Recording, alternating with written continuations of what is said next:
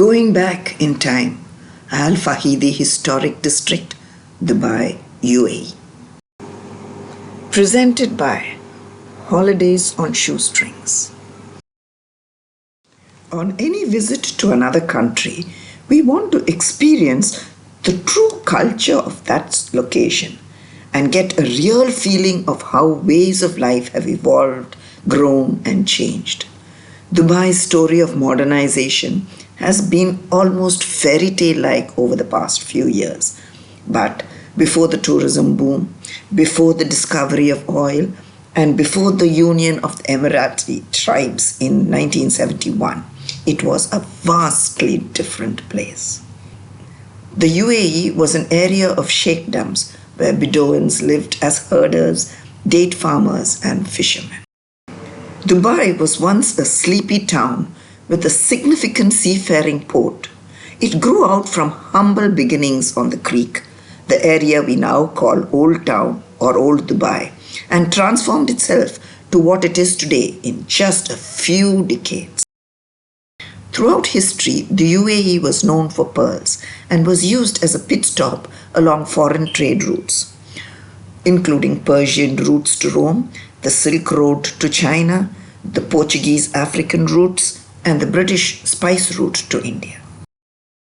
To know the actual Dubai, the way it was before modernization and tourism took over, a visit to the Bastakya Quarter, which is a maze of old world wonders and holds the memories of an era that predates the Federation of the Emirates, is a must. Established by well-to-do textile and pearl traders from Bastak, Iran, this area is a labyrinth of lanes which are lined with restored merchants' houses, art galleries, cafes, and boutique hotels. We wandered through the restored houses of a couple of businessmen and were fascinated with them, especially the house that had been set as it was in those days.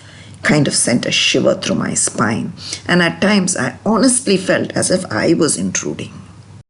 As you climb up to the roof of the house, you can see the beautiful mosque on one side and get a fabulous view of the creek on the other. Imagine waking up to this vision every morning. The oldest house, Heritage House, was closed due to the pandemic. The Coin Museum, with its absolutely fantastic collection of coins, and even an exhibition of doors, and I just loved the words at the entrance. There were exhibits of boats all around, reminding us that we were by the edge of the creek. Even a huge one that had once belonged to Sheikh Maktoum bin Rashid Al Maktoum, the former Prime Minister of the UAE, which needed 78 oarsmen. The Dubai Museum, the Al Fahidi Fort, and the Sheikh Mohammed Center for Cultural Understanding are some of the culturally significant sights we saw as we wandered around this charming site. There is so much to see all around. Dubai's national bird, the peregrine falcon, and the national animal, the camel, shown, and their virtues being explained, and a quaint little village scene being played out, all help in giving us a bird's eye view of the past.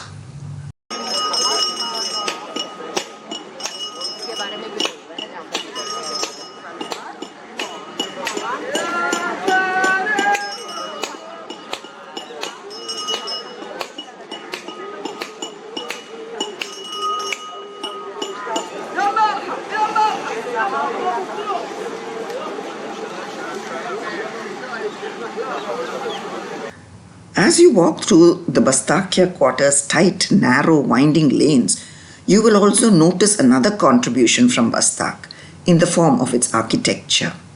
Ochre-colored buildings made of coral, mud, gypsum, and palm wood.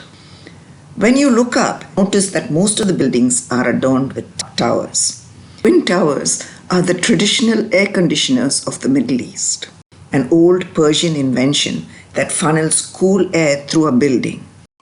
But what I found most fascinating was the bits of the old wall still left, made with coral and shells, which were cemented together with lime. And in places that were restored too, portions have been left to show the material it was built with. Fascinating indeed. While many flock to Dubai to take in the amazing feats of engineering and architecture, and rightfully so, it would be worthwhile to immerse yourself in the truly authentic, culturally rich Bastakia quarter also. Thank you for watching. If you like this video, give it a thumbs up, subscribe, and tell your friends about it.